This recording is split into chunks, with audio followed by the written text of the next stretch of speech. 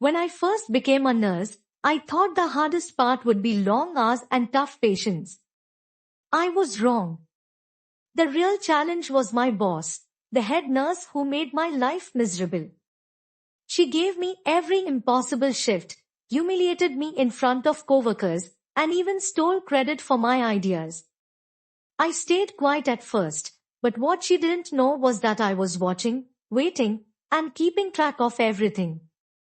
I'd noticed a pattern with some of our elderly patients. Many of them struggled with their medications after discharge.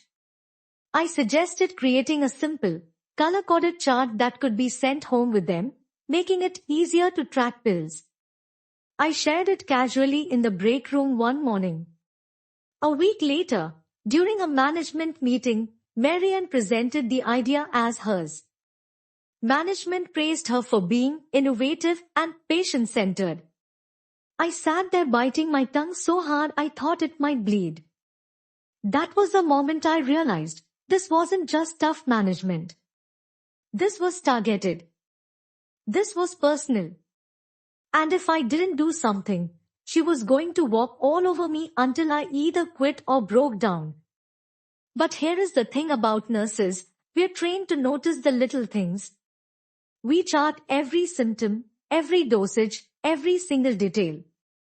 And I decided that if Marianne was going to play dirty, I'd use those same skills to protect myself.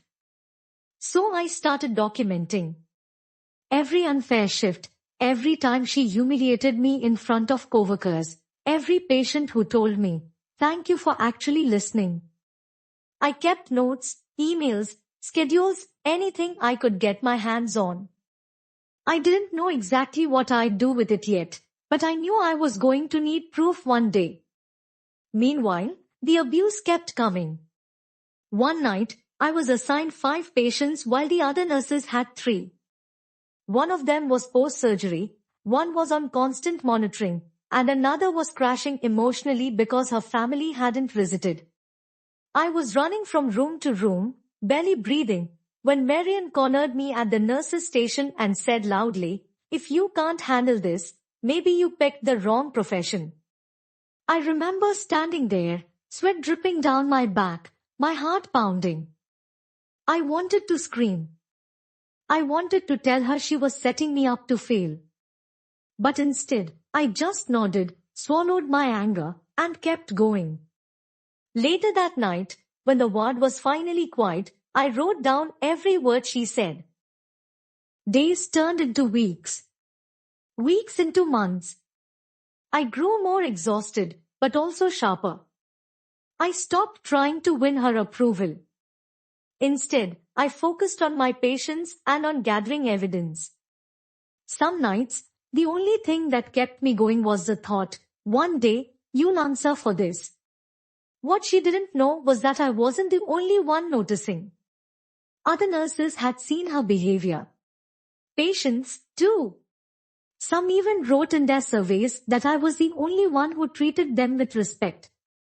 Every little piece was a thread, and I was weaving them together into something strong enough to use. Then came the night everything shifted. We were preparing for a surprise visit from the hospital board, something Marianne didn't know yet.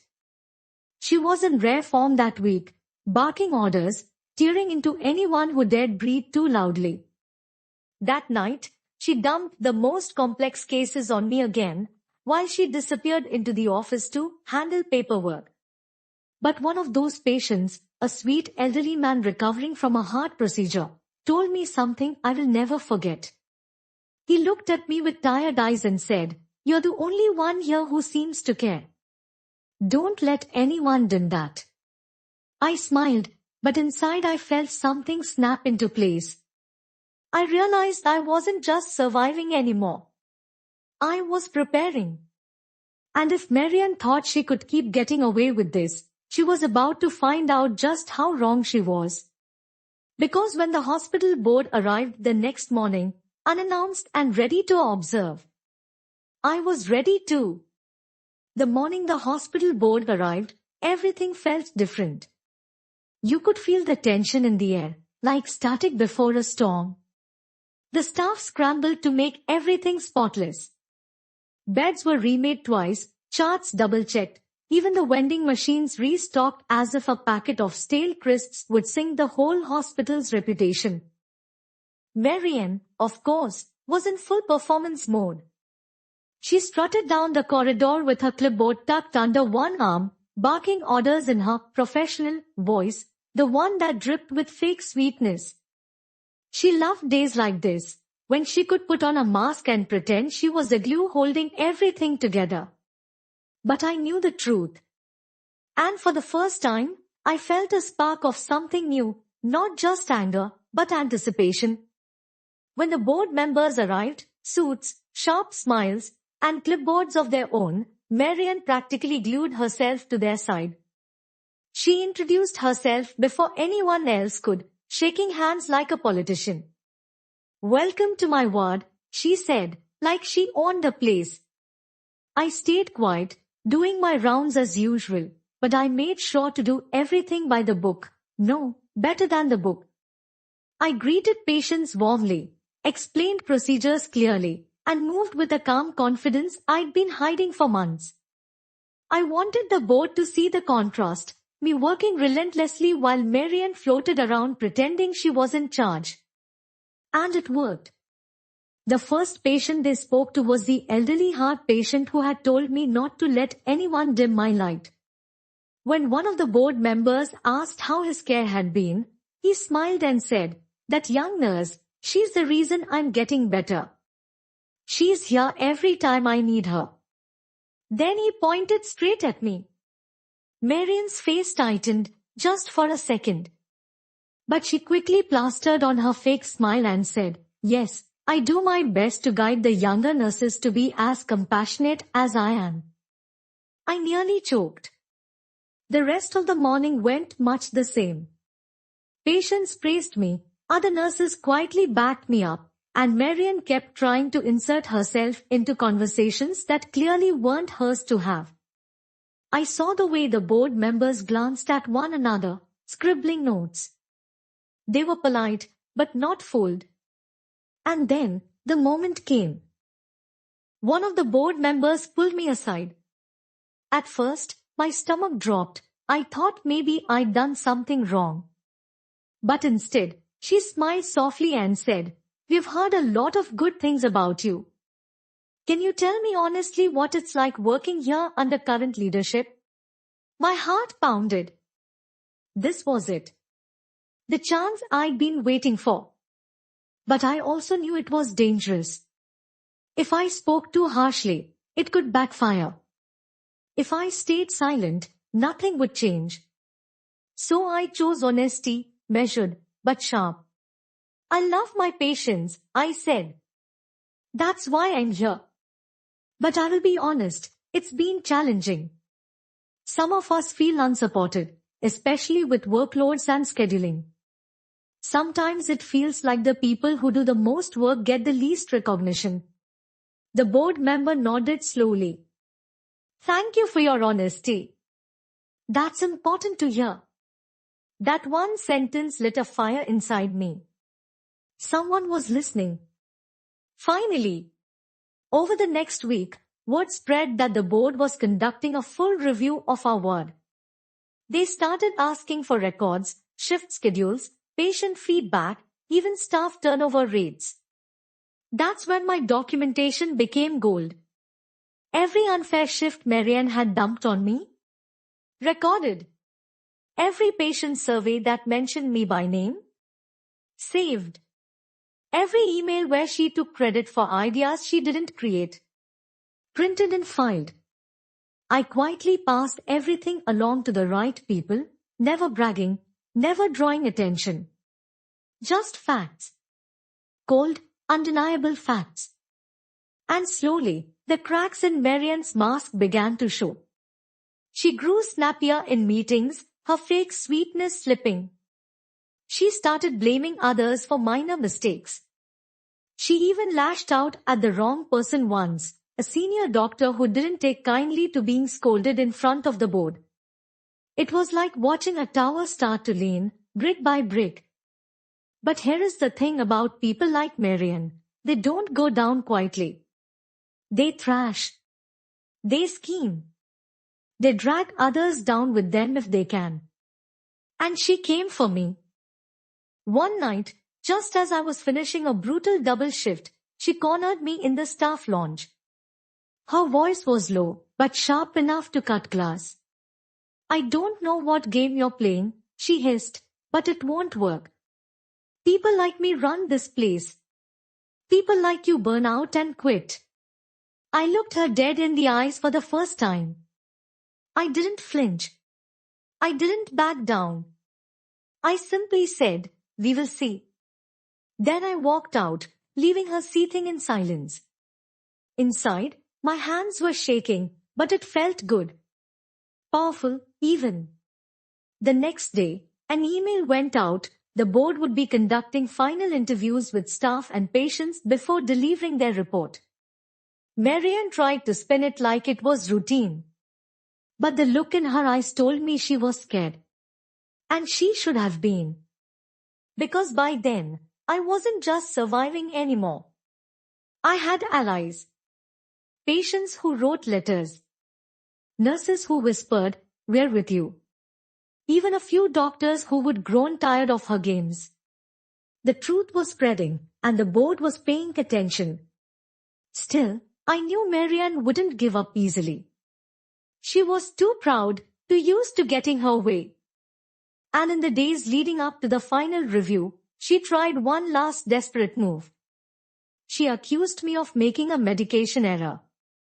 It was a bold, reckless lie. She claimed I'd given the wrong dosage to a patient, putting them at risk. If it stuck, it could ruin my career. But what she didn't count on was my meticulous record keeping. I had logged every single dosage, every timestamp, every signature. I had witnesses. And when the board cross-checked the records, it became painfully clear who was lying. Marian. The board didn't say much in the moment, but I saw it in their eyes. That was the turning point. The moment her mask slipped so far, she couldn't put it back on.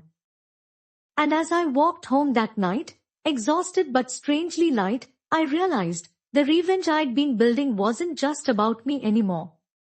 It was about every nurse she'd ever mistreated, every patient she'd neglected while chasing power, every person who would been too afraid to speak up. I was carrying all of them with me. But the best was yet to come. Because when the board delivered their final report, Marian wouldn't just lose her power. She would lose it in front of everyone. And for the first time in months, I couldn't wait to go to work. I'll never forget the morning it all came crashing down. The hospital smelled the same, bleach, coffee, and exhaustion, but the energy was different. Everyone could feel it in the air, even before the first email dropped.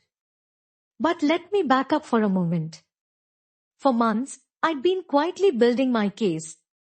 Not just against her laziness, not just against her bullying, but against her abuse of power.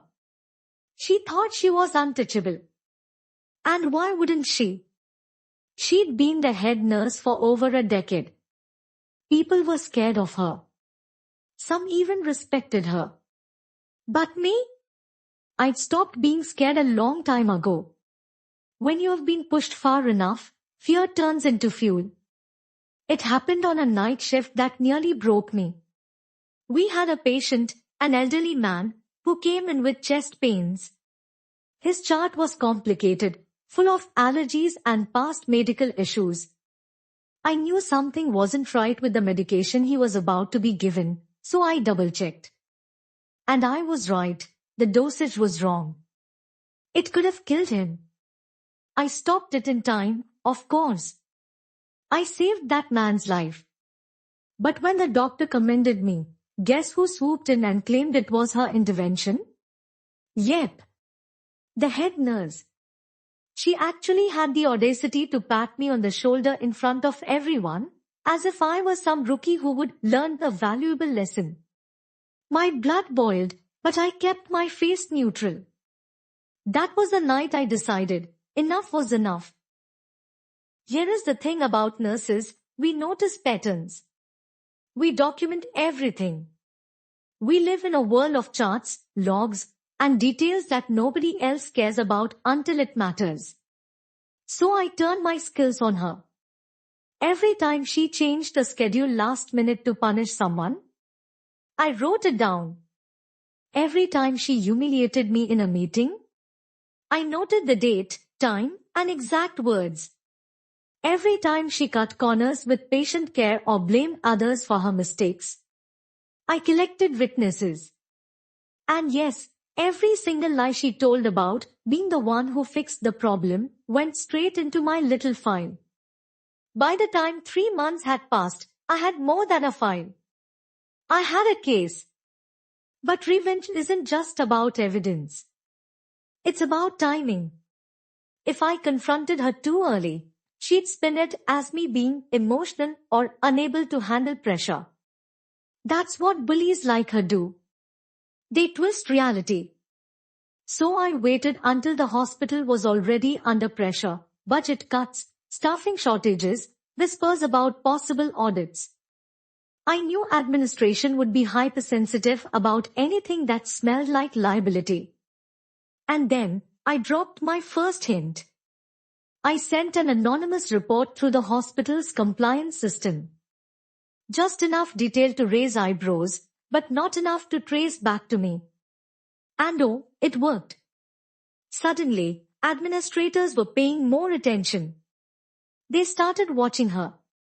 She didn't know it, but the walls were already closing in. The real explosion happened during a staff meeting.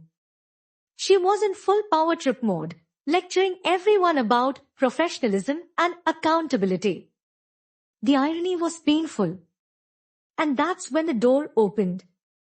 Two people walked in, HR and the hospital administrator. You could feel the oxygen get sucked out of the room. They asked her to step outside. Just like that. No explanation. No warning. She laughed it off at first, acting like it was some minor thing.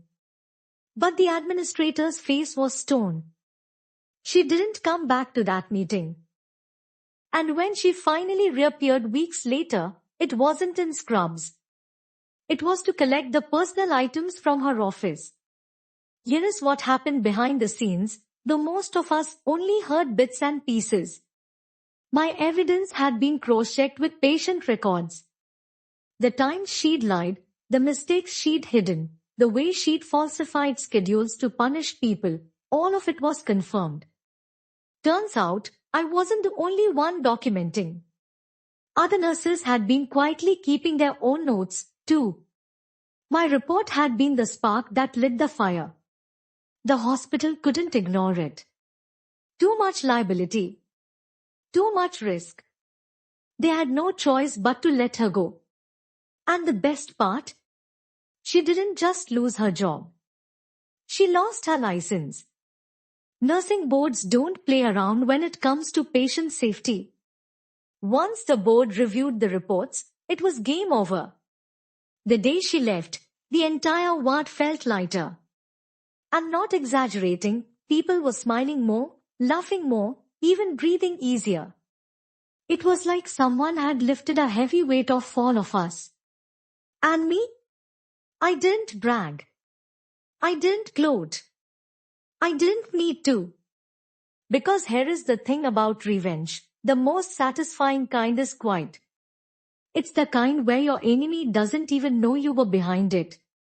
They think they were taken down by fate or by their own bad luck. But you know. And that's enough. Reflection. Looking back now, I don't regret a single step. She tried to break me, but instead, she built me into someone stronger, sharper, and more resilient. And while she's probably still telling herself that the world was unfair to her, I know the truth. The truth is, karma isn't always instant. Sometimes it takes time, patience, and precision. But when it lands, oh, it's beautiful.